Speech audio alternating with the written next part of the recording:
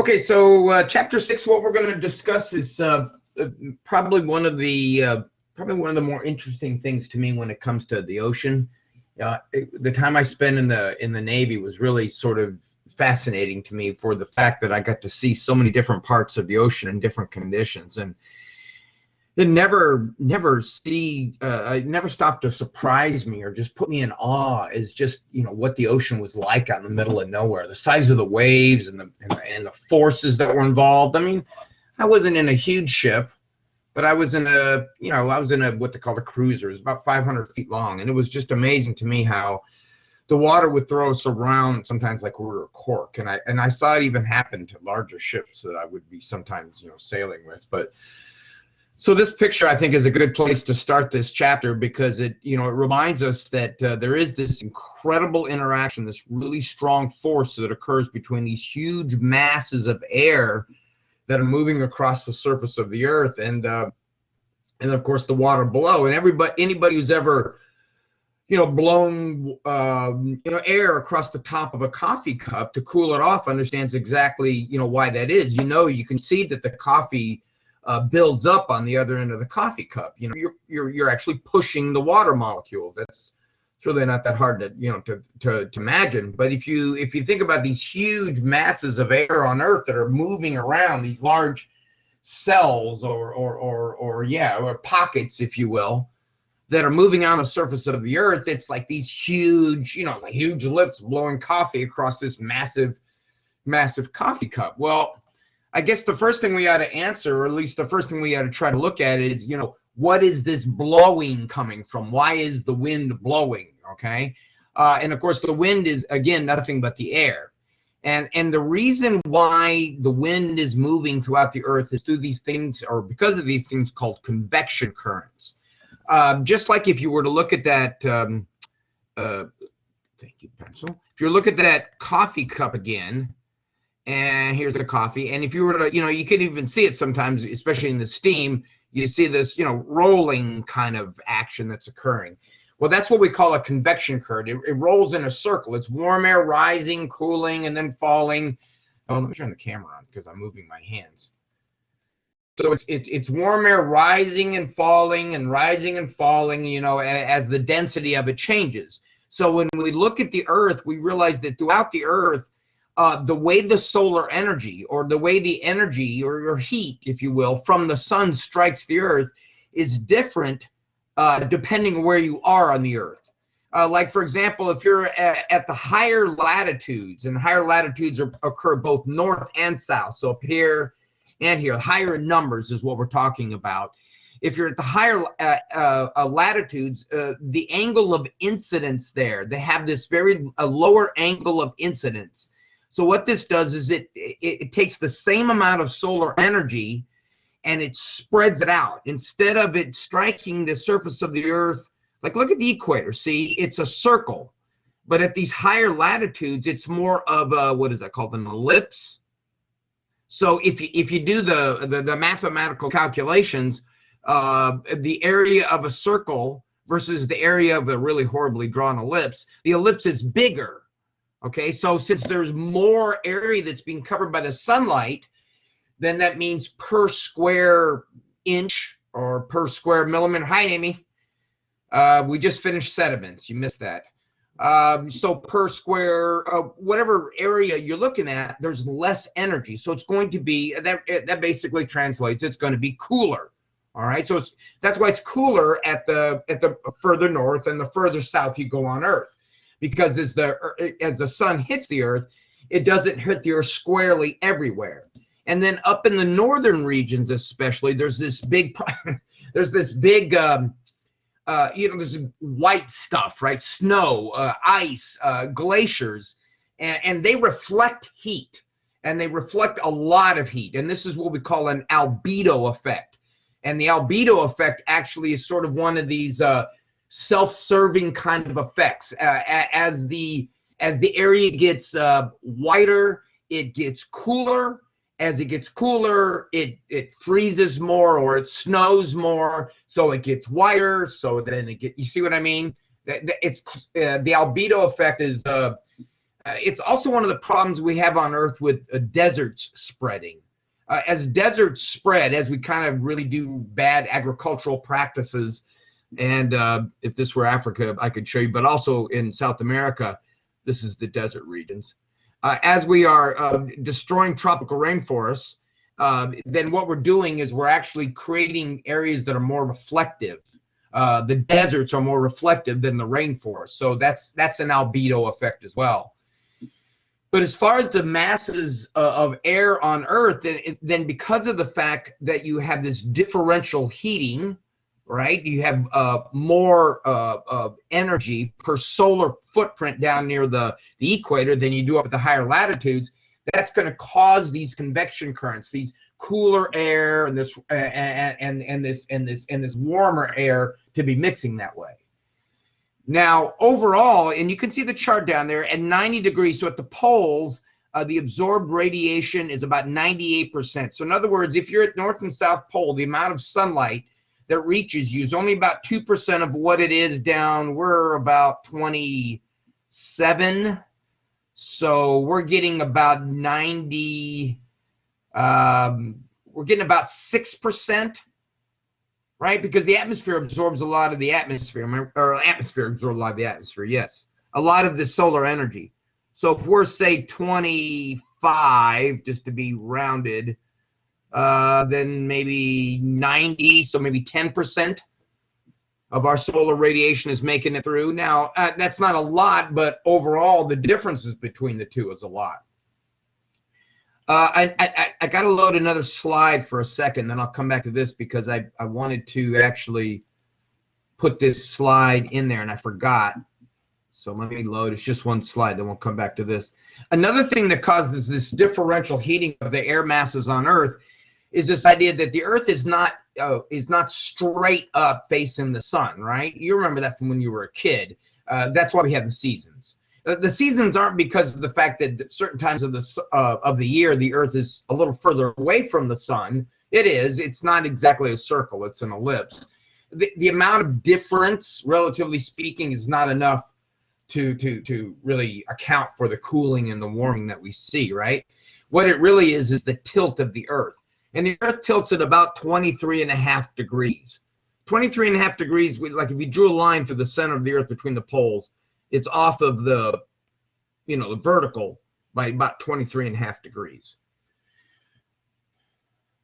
Right? So as the Earth moves around the sun, what it does is our portion of the Earth, the northern or the southern hemisphere, in our case the northern, tilts away or tilts towards the sun. And it's that causes the differences that we see in the seasons, because it's a differential heating and cooling of those convection currents that I've been talking about. So, in the wintertime, it's going to change the patterns a little bit. In the summertime, it's going to change the patterns a little bit. All right. And now, of course, this also explains why our days are shorter in the wintertime than they are in the summertime. Because if you look in the wintertime, we're up here in the northern hemisphere. Come on, pen. The amount of the Earth that's being covered by sunlight is less. So it's basically the slice of the pie that's being covered by the Earth that where we live is less. So there's more dark part of the pie. So that's why the nights are longer, the days are shorter. It's also why when you look up at night, and if you find the moon or if you find planets or planets, things like that, they move across the night sky. You'll notice in more or less the same plane, if you will, the same line. It's kind of curved across the sky, so it doesn't look like a straight line because, of course, we're curved. But that plane is called the ecliptic plane. Even the sun all move kind of, we're all in this solar system. Everybody in the solar system that we're with is on the same plane. We're all flat with each other, more or less. A few variations. But the reason why it doesn't move straight across our horizon, of course, is because the Earth is tipped. So the amount that it's tipped off the horizon is because the Earth is tilted. It's kind of cool if you think about it. You look up, and if you look at the moon, when the moon is at the highest peak at night, and you compare that to directly overhead, and you go, oh, that's because the Earth is actually tipped. Sometimes what I do, if I'm looking at the moon and there's some planets with it, actually kind of tilt my head to think about what it looks like if we were actually straight. It's really it's kind of interesting. Okay, but it's that tilting, of course, and that changing the amount. Let me go back to the other slides. And that changing amount of the sunlight that's being absorbed or radiated that's causing all of this, all of these air masses to change. Hi, Marissa. Welcome back.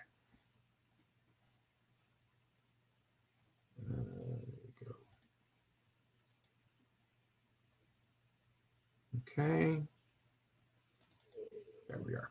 Okay, so this, with the tilt of the Earth, all of that is changing the size of this yellow part that's striking the Earth. So that's warming and cooling the Earth differently, and it's warming and cooling the Earth differently at different times of the year, and even during one day, right? Because the closer you are to the equator of that day, the more solar radiation receiving per unit of ground than you are if you're up by the poles, regardless of whether you're tipped or not, or the Earth is tipped. Now, it all evens out, thank goodness, because that's important to keep the Earth kind of in between.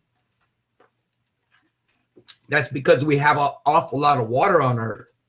Without the amount of water we had on Earth, like, for example, on Mars, it's like 32 is a high. This is in Fahrenheit.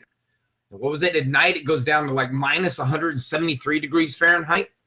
So, you know, that's some radical temperature changes. The Earth doesn't really do that. I mean, oh gosh, in Florida, what's it, 75 to 95 night and day? Even in the wintertime, it doesn't change that much. It doesn't change 200 degrees like it does on Mars. So during the day and during the night, the amount of heat that's gained is the amount of heat that's lost. So it stays fairly even. So we get this nice balancing. And we talked about this. That's why the ocean is important, because of this fact that it acts as a thermostat for the Earth. Chantel, how are you?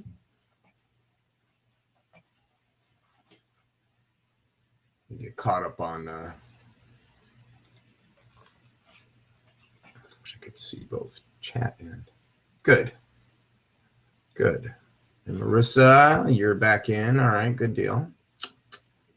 And Amy. All right, so you understand why we have these areas of Earth with warm and with cold air, right? It's all about the differential heating that occurs on Earth.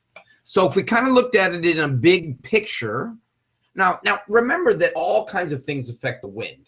The shape of the continents, the mountains, the valleys, all that sort of stuff. So this is sort of a very gross kind of anatomy of the way the winds or the air masses move over the surface of the Earth. The best way to kind of look at this is start at the equator. And remember that warm air rises, okay? Warm air rises. That's why, like they say in a fire, you should always stay lower to the ground, because the superheated air and, of course, all the toxic fumes, which are lighter, have risen. You know, if you have a swimming pool, or I was going to see if you've ever been in a swimming pool, hopefully you have, but you know that the cooler water is on the bottom. That's because cooler water is more dense, and so is cooler air. So cooler air descends and warmer air rises.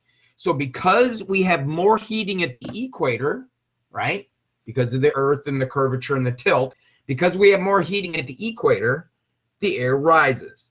Now, rising air, as it gets higher in the atmosphere, begins to cool. All right, so what's going on is this air is rising and it's rotating. It's getting up towards the northern latitudes, further away from the sun, and guess what's happening? It's cooling. So now it's falling, and it's falling at the poles, and it's moving its way back to the equator, where it's then reheated. You know, you always hear like Tom Terry and the weather guys talking about a high pressure area and a low pressure area, and those are all localized sorts of phenomena too. But overall, if you look on Earth, around the equator, we have areas of lower pressure. The air is rising. Think about the air as being sucked off the ground, right? And at the poles, we're going to have higher pressure, because think about the air is falling. And air doesn't weigh a lot, but it does weigh. As a matter of fact, for us here in Florida at sea level, the amount of air pushing down on top of you, that column of air all the way from way up and wherever it stops, weighs about 16 pounds per square inch. That's how much pressure it's pressuring on you. So it's, for every inch of your body, the air is pushing on about 16 pounds. If you go down diving, or you go down in a pool, in a deeper part of the pool, you feel the pressure. In the water, remember, it happens a lot faster. It's for every 30 feet, you add another 16 pounds. So even though all the air above us is only pushing 16 pounds per square inch, go into the water, which is a lot more dense in the air, and all you got to do is 30 feet, and you get another whole 16 pounds. That's why I give you careful diving, because you get crushed. Right? Okay, so these convection currents, as you can see, these circles of cool and warmer air, they flow each other because they go from high pressure to low pressure. And think about high pressure if you as thinking about a hill. Higher pressure is higher, lower pressure is lower. So stuff flows downhill. So this creates these convection currents, or these circulation patterns, these circulation cells that we see on Earth. Okay, so that's the basics of it. Now, it doesn't work exactly that way. And again, that has a lot to do with the continents and the way the mountains are arranged. And it also has to do with just kind of the laws of physics and the way air moves over a surface. So in reality, what we end up having is these three sort of circulation cells. The middle one, which I put with a question mark, that's always was kind of puzzling, at least when you're first learning about circulatory, because we just talked about the fact that the air ought to move all the way to the poles and cool off. Well, it's not a matter of absolute cooling off. It's a matter of relative cooling off.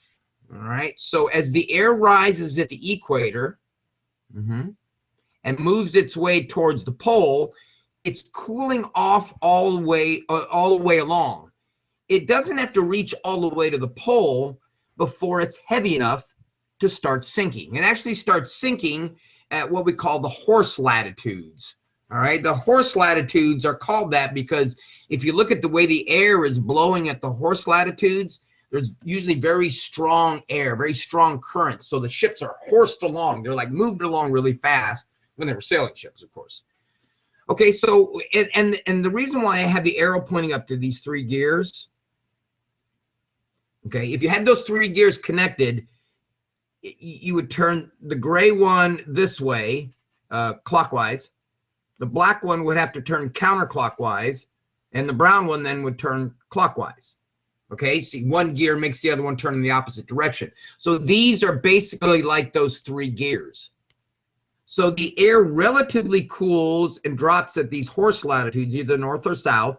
That actually, just like gears, because air is a substance, it pushes against itself.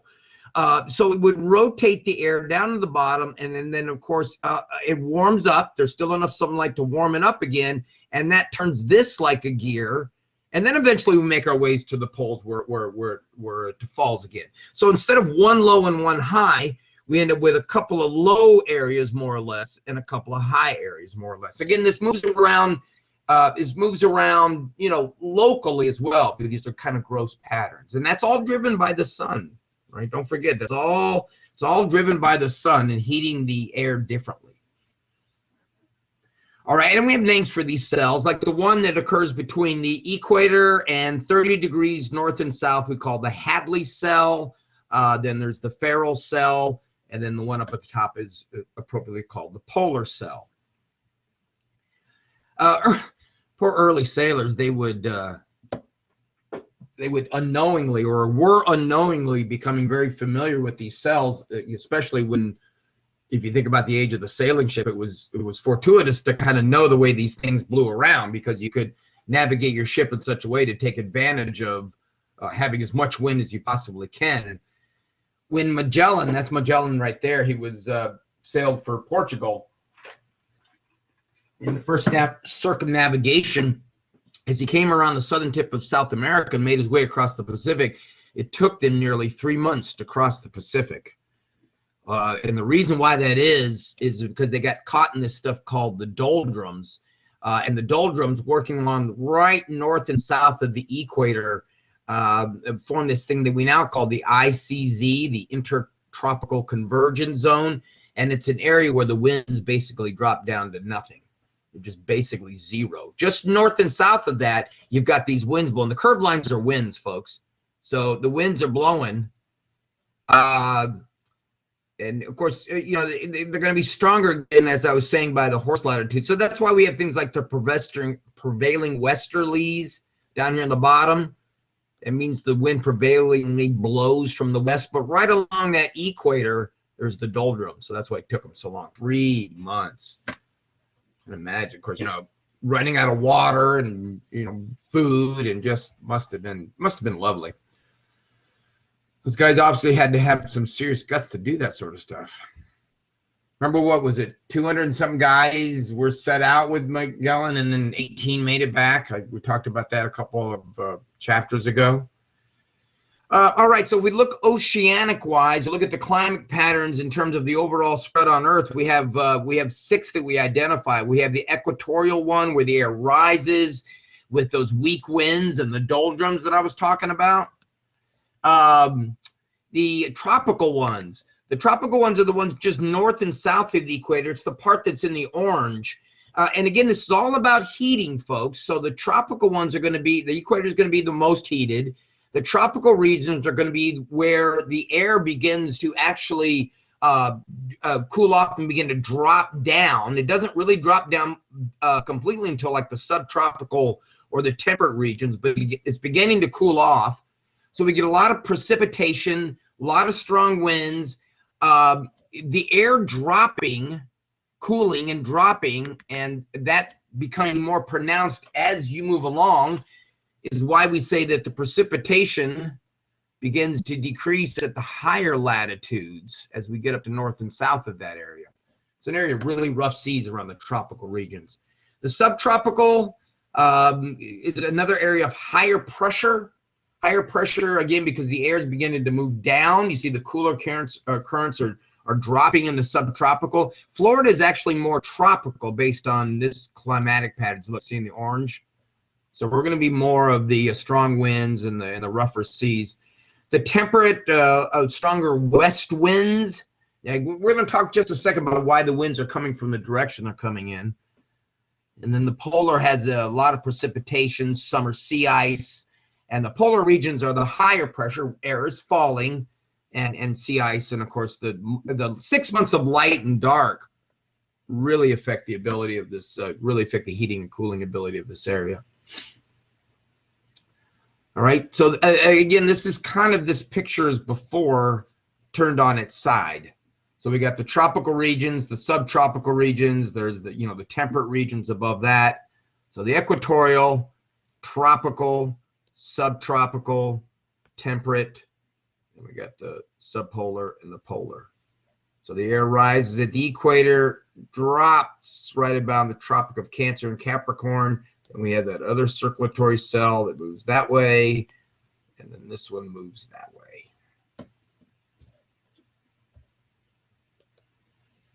So we're going, you could look at it sideways, we're going clockwise, counterclockwise.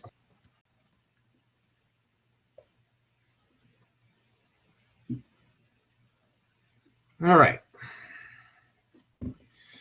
Now, what about the fact that the winds curve? Because if you look at this right here, if you look at the picture from before, this one, you notice that we're saying the currents, the ocean currents, which are driven by the wind currents, are curved. All right. So why are they curved? Why do we have westerlies moving in from the west? Why aren't they blowing north and south? Because, the Earth, if the winds are moving across the Earth in the direction you see there, then if we were looking at it from the top, the winds are moving up and down. If I was staring down at the top of one of these cells, it would be moving straight across the Earth, but it doesn't. They curve. And why does they curve? Because the Earth rotates, right? As these air masses are moving across the surface of the Earth straight, the Earth is moving underneath them. This is something we call the Coriolis effect. So that means, like, look at these, the kids playing baseball. The kid at the North Pole, if he could even make it that far, of course, is going to throw the baseball to the guy holding the catcher's mitt at the equator, and they're going to start off, when the pitch starts off, he's going to be right below him. He's going to be on the same longitude line. But the Earth, of course, moves. So as the Earth moves underneath them, the catcher is going to move. So the catcher is going to miss the ball. right? It's kind of like the same thing, and this is a video. If you could watch it, if you pulled it up on YouTube, the merry-go-round going around, someone with a ball on the other side, they try to roll it straight at you, the ball would roll off to an angle. Maybe you tried it as kids. We used to try it as kids. We used to stand up on them, and no matter, you didn't have to go very fast, but if you just barely turn the merry-go-round, even if you kept your eyes open, it was still real hard not to curve. That's the Coriolis effect. That's what causes the wind masses as they're falling down. That's what causes them to turn in the direction that they turn, because the earth is spinning in that direction. Now the curvature to the winds as they come down across the surface of the earth, that's going to be dependent upon whether you're in the southern or the northern hemisphere. All right, so in the northern hemisphere, if you're standing at the North Pole, the winds are going to curve to the right. And in the southern hemisphere, they're going to curve to the left. Now, that means the air currents are going to circulate clockwise in the northern hemisphere, counterclockwise in the southern hemisphere. The overall movement of the air. Each, of course, I'm talking about as we're moving across the surface of the earth. So those cells that we looked at, these cells are angled based on the earth curving underneath them. They're angled, and that's why you get the curve to these winds. The winds curve to the right because the earth is spinning underneath them, and they curve to the left in the southern hemisphere because the earth is spinning to the right. See, if you could visualize, look at those videos that I have available for you online in the chapters. Those do a great job of I can't in this online classroom show you the videos very well. It's hard to switch back and forth. But look at those videos, very short videos. This does not mean that if you go to the southern hemisphere that the drains move the other way. The drains or water drains down the drain. That was the old I don't know what you call wives' tale. That in the northern hemisphere, your drain drains in a clockwise direction, like down your sink or down the toilet. In the southern hemisphere, go the other way around, and right at the equator would go straight down. So when I was in the Navy and my ship crossed the equator, actually crossed it twice, you would have been surprised how many guys ran down to the head and flushed the toilet, see if that was true. And then we were in the southern hemisphere. Oh, that's just it's not true. It has not. The amount of water in the bowl of your toilet or in your sink is way too small to be affected by this earth-wide Coriolis effect. Okay, the way it spins going down the sink or the toilet depends on minor differences in the way the toilet and the sinks are designed. Another myth busted. Oh man, I admit then I was one of those guys who flushed the toilet at the equator. I had to know. I mean, how many times are you actually at the equator? So you get it? You get it why the air moves the way it does, why it moves off to the right? It also, I'll show you in a minute, also explains why the hurricanes come at us from the way they do. Okay, another thing. This is what the greatest thing about teaching marine science in Florida. You guys live with this stuff. You know, you deal with this stuff. You know, we feel it every day. Like we feel the sea and the land breezes. And this is, again, because of the way the heat, the way the sun heats up the air, and then the way the air cools off at night. Dirt, rock heats up a lot faster than water. Take a bucket of water, take a clump of dirt, set them side by side, or take a bucket of dirt, same size bucket, put them out in the hot sun. The surface or the dirt is going to get hotter a lot faster than the water. You remember that old thing, watch pot never boils, right? Water absorbs a lot of heat. Water molecules have like springs on between them. They're connected together by like chemical springs, if you will, not real springs. So when you heat up water molecules, they spring really, really fast, and it takes a lot to break those springs and get them to boil. So this has to do with what we call water-specific heat. But what it basically means is because water molecules can spring before they break apart. Okay, now think about what I'm saying when I say water molecules break apart. They get further apart. So they go from a liquid to a gas. So water boils is what I'm saying here. But because water takes a lot before that happens, water can act, it absorbs heat. That's why you use it in the radiator of your car. Water with the antifreeze circulating through the engine of your car absorbs the heat from the engine of your car. So water absorbs heat, but now land does it even faster. So land heats up a lot faster. So during the day, see the picture up there? The land is warming up, the ocean is heating up, but because the land is warming up faster than the ocean, then you get these things called the sea breezes and the land breezes. The sea breezes occur at night in the afternoons. And what's going on is the land has warmed up and the air and the ocean is warmed up, but the ocean is cooling off faster. The air that on land is cooling off quicker. It warms up faster, it cools off quicker. So we get this air rising over the land. Okay, so this air is rising over the land. As it's rising over the land, it's creating a vacuum. Right? So see, in the afternoons and the evenings, the warm air rises up over the land and it sucks the cooler air underneath it. That's what causes our sea breeze. You can actually see them on the radar when the guy's showing you the rain. Gotta put my glasses, get my glasses focused here. There's Melbourne. It's this light blue line that you'll see. This is actually two lines of the sea breeze. That's what we call the sea breeze that comes in. I can sit in my backyard and Tom Terry can say, well, the sea breeze will be in Oviedo in 20 minutes, and I can watch it move through my trees. I mean, it's a slight little breeze, and it's because of that rush of air that's rising off the land. The land is warmed up much faster throughout the day, so at night there's a lot more heat there. So the ocean is cooling off. The land is cooling off. A lot more heat's coming off the land, though, because it's absorbed a lot more heat. When we say it heats up faster, we also mean that it's going to absorb more heat. So at night, it's going to release a lot more heat. Now, what happens with the land breeze is the reverse. As we move into the night, the land has cooled off more. It's got a lot more heat that it's released. It's going to continue to even cool off more. The ocean, it takes a little more for that heat. So the warm air, for that heat to be released, so the warm air is going to move back the other way. And we get that in the late evening and the early mornings. That's why the beaches are so wonderful those times of the day.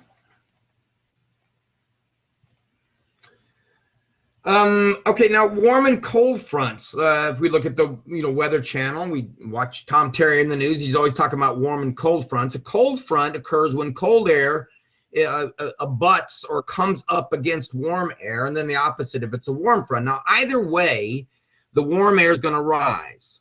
Doesn't matter which way it happens, the warm air is going to rise. When the warm air rises between a cold front and a warm front, what you basically are oftentimes going to get are these huge things called thunderheads.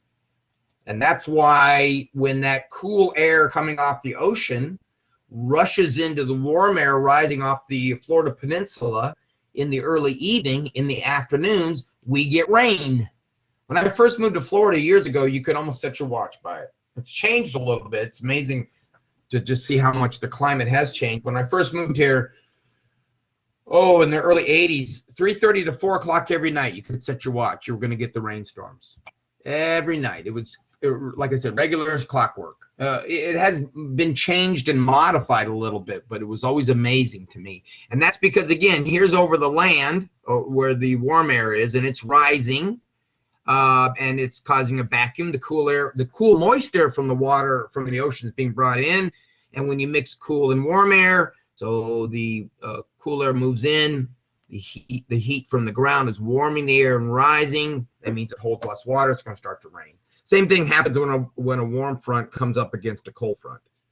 You still get the same thing. You get the rising of the warm air. As the warm air cools off, it's going to rain. See, in these thunderheads, that's how they work. The air in the middle is rising, and as it gets near the top, it cools off and it falls. So again, it's a convection current, all driven by heat. These air masses moving back and forth across each other creates friction, and friction creates lightning. That's where lightning comes from. That's why in the summertime here in Florida, those huge thunderheads, you can see them sometimes. They're massively tall, make these huge rainstorms underneath them. Okay, turn you all into weather people.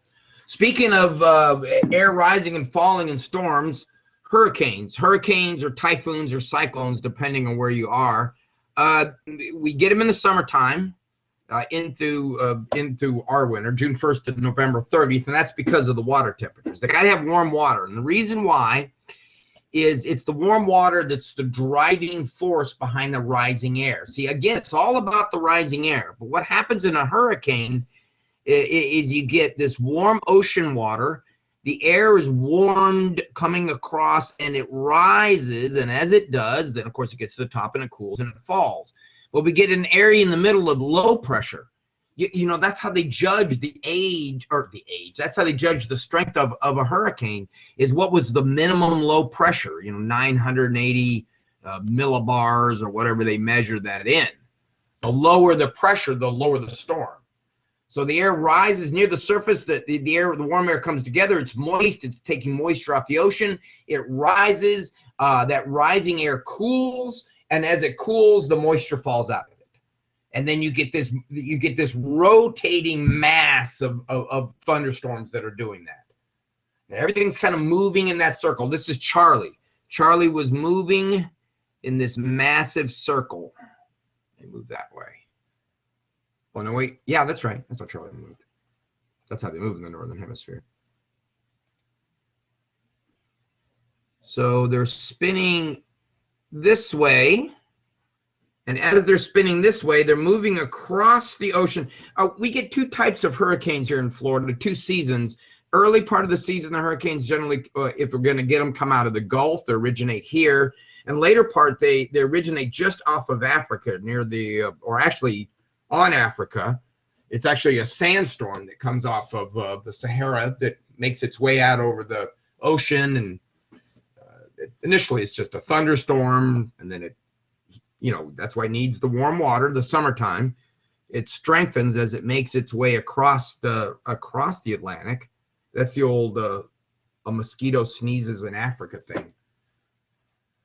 That's all it is in Africa, just a few thunderstorms, and they start to intensify and they coalesce, and then they start being moved across. And look at the way they move across. They move across just as we would expect with the Coriolis effect, right? The Coriolis effect in the Northern Hemisphere means that the air current and the water are going to move in a clockwise direction. See, the Earth is moving this way underneath the air that's moving this way. So that means the air is going to be deflected in the direction it rotates. So that means as a hurricane, as a storm unto itself, is going to move in that clockwise direction. The worst place you want to be on the hurricane, of course, is in that quadrant right here in the northeast part. Because what's happening here is it's gathering, especially as it comes in on the land, it's gathering that moisture from the ocean, and then it's dumping. You're getting the first place that it's getting dumped on. And that's how Charlie came. Charlie came across Florida and turned and went across the state like that. So here in Orlando, we were right there when I was living in Orlando, or in Oviedo. I still live in Oviedo. We got the most of it. Luckily, we haven't had one of those in a while. The historical track shows us exactly what I was just explaining to you. See how all the hurricanes originate, move to the right. These hurricanes originate, move to the left, and that's all because of the Coriolis effect. Now, whether you call them cyclones or hurricanes. Cyclones kind of move from the equatorial latitudes and move out, because you got to have the heat. Got to have the warm water. And we rate the hurricanes on the Saffir-Simpson scale. That's the newer scale. They come up. We've got tropical depression and tropical storm, and then hurricanes, all the way from 1 through 5. Now, this tracking evidence that we have here it really helps us in doing predictions. That's where they get those models from. When Tom Terry talks about the hurricane moving in, and they have the GTS model and all these different kinds of models. That all comes from the fact that they have it queued all the way down to what is the average path of a hurricane that forms at this time of the year in this area of the ocean with these kinds of conditions, right? And that, of course, there's always that cone of uncertainty, but at least it gives us somewhat of an idea. Tropical depressions, anything less than 68 miles an hour. One red flag with the black square. Two is a tropical storm. Or I'm sorry, two is a hurricane. One is a tropical storm. Tropical storm is 38 to 74 miles an hour. So then you get into the hurricanes. 74 to 95, 96, up 150 miles an hour. That is now those are the rare ones. Those are as it says, catastrophic. Those are the ones that.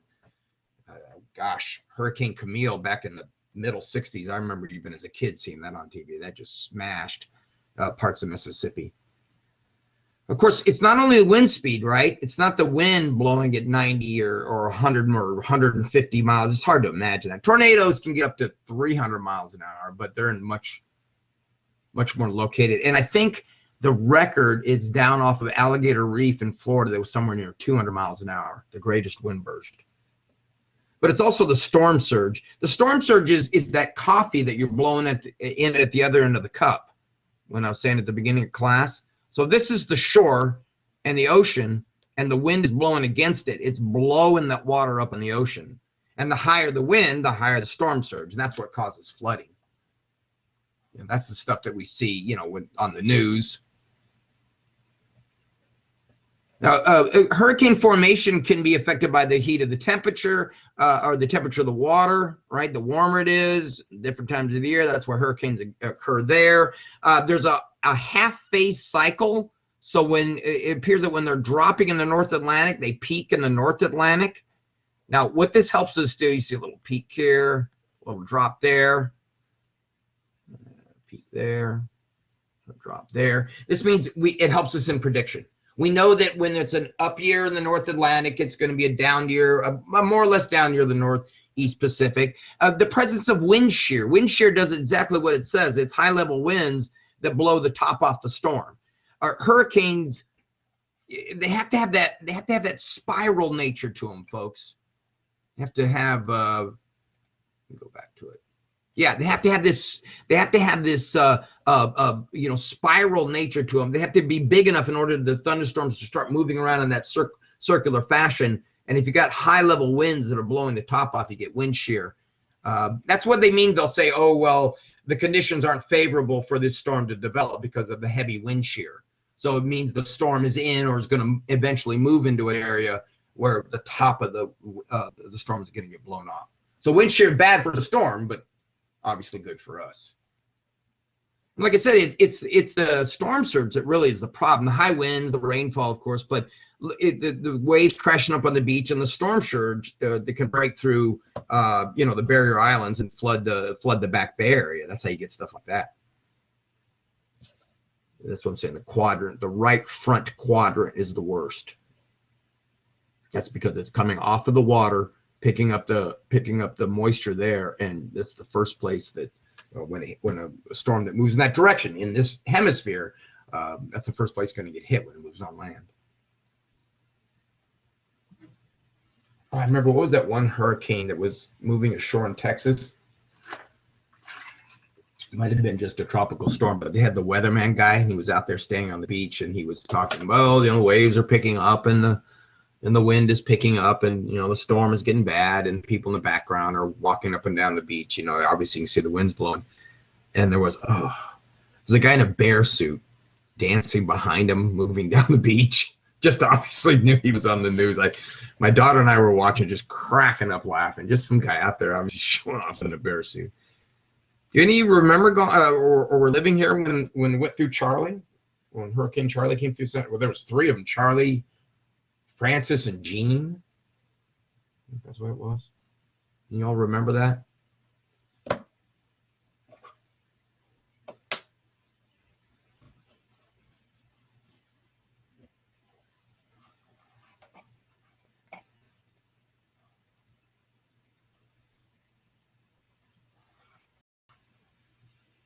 Yeah, that was not a lot of fun. I'd never been to a hurricane, been through a couple of tropical storms. Were you really? Why? Because you don't have sense enough to come inside? Go outside and play. That'd be something my dad would tell me. Go outside and play in the hurricane.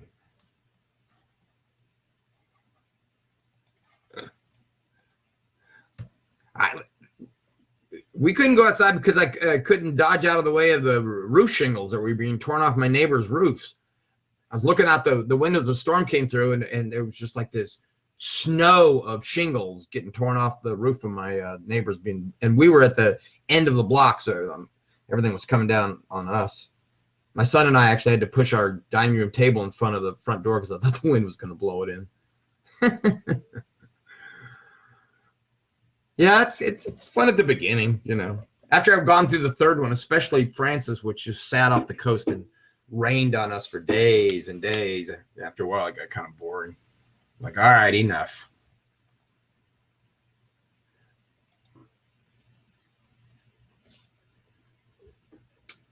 It's really a shame about the polar bears, you know, because of the fact that their population is being decimated, and you know, as much as scientists like to remain optimistic about their ability to save endangered species, it's endangered species is basically being on the ICU, being in intensive care, folks. I mean, they're so close to extinction. You don't have to reduce animals down to 2, a male and a female, or 1, or whatever, to cause extinction. Extinction can occur when animals reach something. It's sort of a debated subject, but it's actually N sub E. It's called the critical minimum size. And critical minimum size looks at reproductive rate, mortality rates, and all those sorts of things, and a bunch of factors, and they come up with a number, and they say if the population reaches this number, this N sub E, then its chances of not going extinct aren't good. It's a good chance it's going to go extinct. Of course, how those numbers are calculated and all that sort of stuff is kind of subject to debate, but regardless of whether that number's been reached in the polar bears are definitely in peril because of the fact that their food sources being removed, their habitat, which is the #1 reason why species are endangered, folks. It's not that we're shooting them or killing them or hunting them, which doesn't help, but it's because of habitat destruction. If they don't have a place to live, they can't make a living. Polar bears need sea ice. They need sea ice because of the fact that you know, that's what they use that to go do their hunting. They hunt seals, they hunt belugas, they migrate, they move around that way. So they need, you know, continuous sea ice. They can ride an ice floe here and there, but they can't survive on nothing but ice floes. And what you're seeing up above is this is the minimum sea ice. So this is the sea ice that we'd see when we have summer. So when the Earth is tilted towards us, or when the Earth is tilted towards us, when we're tilted towards the sun. So there's the sun. That's what we'd be like, 23.5 degrees off the vertical. So you can see the difference between 82, 2007, and then up to the projections, 2090. This is the minimum amount of ice. We're back in 82 up to, you know, up against the Siberia there was ice that's going to be just water, or ice that's not sufficient for the polar bears to make their migratory routes across. Hard to find mates, right? Hard to find food, because what's happening here as you're destroying the sea ice, you're removing the amount of coastline there is. So you're removing the amount of areas these animals can go hunt. And this is all part of global climate change, folks. Don't get caught up in that hype of global warming. It sure is a lot cooler than it's ever been. That's not what it's saying. Global climate change means the greenhouse effect that is heating the atmosphere is causing global changes in the pattern of the atmosphere, right? And we're getting things like ice that's melting. We're getting the severity of the storms that we see. Sometimes we get the severity of the things like the El Niños, the La Niñas. The El Niños and the La Niñas are movements of water across the Pacific basin of the ocean based on the way they flow. If you look at the Pacific Ocean edge on, from the east side to the west side, the prevailing winds blow this way. So what that means, we talked about this, I'm sure, right, in another chapter. The winds actually bulge up on the west side of the Pacific. And then when there's enough over there, they kind of rock back, and that's the El Nino.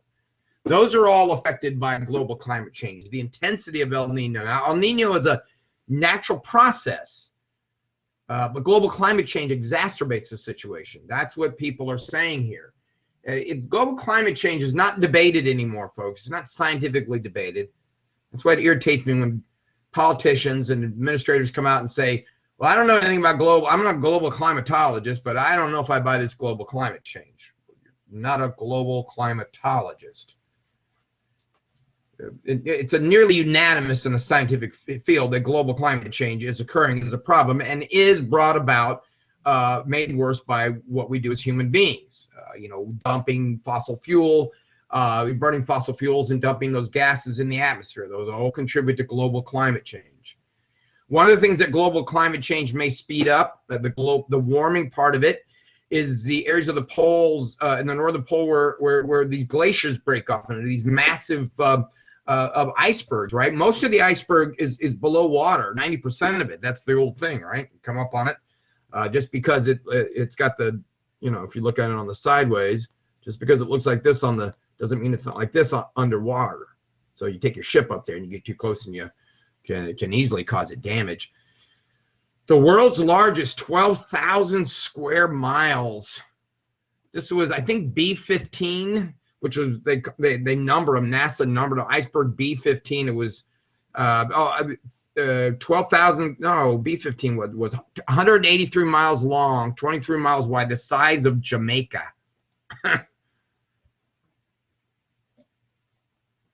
There was also an A-12. Was it A-12? They give them those designations. Size of Connecticut and Massachusetts. These things are massive. Now, there's been thoughts of, like we talked the other day about towing these down to other regions for fresh water. I mean, it's pretty cost prohibitive, but if you have problems getting fresh water, then, it may be worth the effort.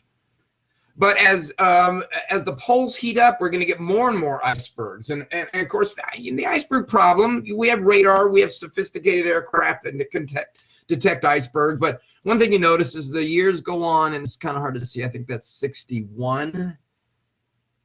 Oh, my goodness, 51, and we're going up to 2010. We see overall, there's fluctuations in the pattern, but overall we see a general positive trend of the number of icebergs that come out of the north.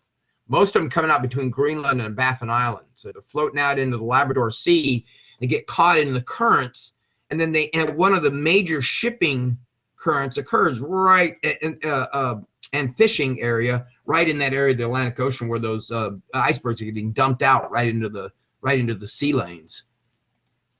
The Grand Banks, as a matter of fact, is one of the principal regions in that area of the world where fishing occurs. So this affects a lot of fishing boats. Now, don't get me wrong, there's a much easier ways to detect icebergs now. We don't have to worry about the problem with the Titanic occurred in 1912. By the way, if you wonder what that is down below, this is the picture of the iceberg with a paint scrape. That's a paint scrape there on the side that reportedly was the one that sank the Titanic. That's actually paint off the Titanic, reportedly. It's kind of hard to know which one, I suppose. All right, so we get this increasing sea ice, which of course is somewhat obviously of a problem with boating, transport of material over the ocean. A lot of ships move in and out through the Great Lakes by the Gulf of St. Lawrence to the St. Lawrence River. So they're coming out into areas where there's a lot more icebergs. Icebergs will move further south and more of them are being made and larger ones are being made. And of course, that's all, like I said, it's all habitat destruction. It happens in the southern hemisphere too. It's a little bit different though. The southern hemisphere, Antarctic, there's no continent. Right, there's no continent, or I'm sorry, in the Arctic there's no continent. In Antarctica there is a continent. In Antarctica there's landmass and there's ice over top. There isn't that in the Arctic. The Arctic is just floating ice. It's an ocean. But the Navy took the Nautilus submarine, the nuclear submarine, underneath it back in the late 50s, early 60s. You can sail completely under the Arctic Ocean. There's nothing there. But when those polar bears are out wandering around on the ice, they're standing on top of an ocean. There's nothing there. But Antarctica's got a continent beneath it. Remember I told you about this when we were discussing evidences for plate tectonics. On the continent part of Antarctica, there's remnants of mountain ranges and ancient creatures that only occurred in different parts of the world than they are now. Parts of the world that they can match up, like the mountain ranges that you can match up between. I think that's so cool. Between two continents, how they can match up those mountain ranges if they put them together. So what happens in Antarctica is these big chunks of ice break off. It's big shelf ice, and it just breaks off the edge of the continents. These huge plate-like icebergs. And there's B-15. This thing was this is the size of Jamaica. And C-19 is another big one too. And they get carried north by the currents. They break off like these things like the Ron ice shelf or the Ross ice shelf, the Amory ice shelf. And then they're carried north by the currents, and again, they can affect sea lanes, not quite as much as the problem in the northern hemisphere, though. And there's another problem we have with global climate change. We're seeing an increasing amount of iceberg production. As the poles get warmer, a lot more of these icebergs are going to be formed as they break off the shelf ice that way. I mean, the thing you got to think about from the very beginning of the chapter, as the poles diminish, as that amount of ice diminishes, the albedo, that reflectiveness that I was talking about, diminishes. And you might say, well, maybe that's a bad thing. It's okay if the albedo diminishes. It's not really a good thing if that goes away, because all of that keeps the Earth in balance. You see, the Earth is a delicate balance between too hot, too cold, too wet, too dry. And anytime we monkey with this sort of stuff, since we know very little about the Earth, I mean, we know absolutely hardly nothing about the Earth. Years ago, they tried to build a biosphere 2. I don't know if you remember, but they tried to build this self-contained Earth there in Arizona. And they were going to lock these scientists, or these 18 people in there, or these 9 people in there for 18 months, something like that.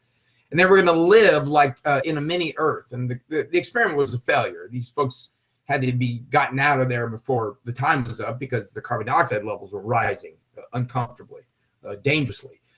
See, we don't know much about the way the Earth works. So the fact that we look at albedo is, it's reflecting back the heat.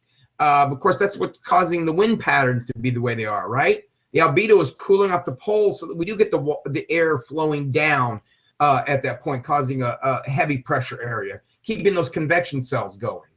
So anytime we start monkeying with this sort of stuff, anytime we start decreasing the albedo, heat up the atmosphere, changing global wind patterns, changing global ocean patterns, we don't know what we're opening ourselves up to. So that's why we got to be very careful about that sort of stuff and take this global climate change stuff very serious. If not for us, then certainly the future. I mean, just because it may not destroy you or affect you in your future, it certainly doesn't mean you should leave it for the next. All right, that's actually all I have for the chapter today, folks. We're a bit early, so I'm obviously available to answer questions. Let me finish the recording.